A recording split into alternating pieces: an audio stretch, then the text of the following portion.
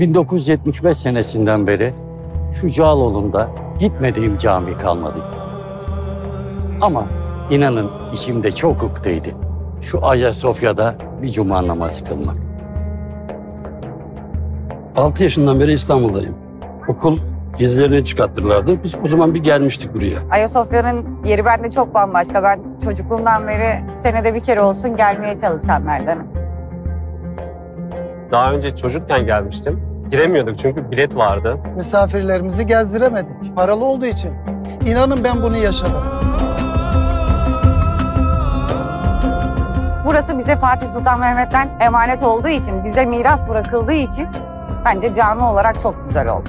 İlk hutbeyi Akşemseddin Hazretleri okuyor, namazı Fatih Sultan Mehmet Han kıldırıyor.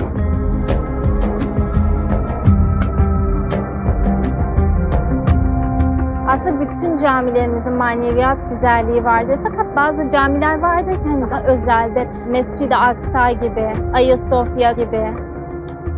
This is my first time coming to any mosque in Turkey, any mosque all over the world. I feel very good things from here. I feel it's a very holy place, it's a very spiritual place.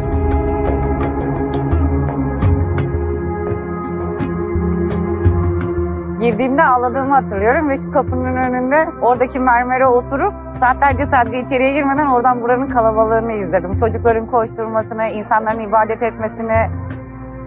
Ayasofya'da ibadet edebiliyor olmak beni çok mutlu ediyor. Benim gibi birçok insanın hayali gerçekleşmiş oldu şu an. Ben bir öğle namazı kılmaya gelmiştim buraya. Hani anlatılmaz gerçekten o duygu. Maneviyat çok yüksek. İki çocuğumla beraber geldim. Çok ayrı bir duygu. Burada ilk kıldığım namaz gerçekten hiç unutmayacağım bir duyguydu.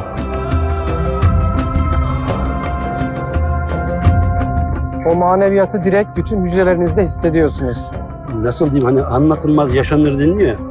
Ağlamaklı bir şekilde namaz kıldık elhamdülillah.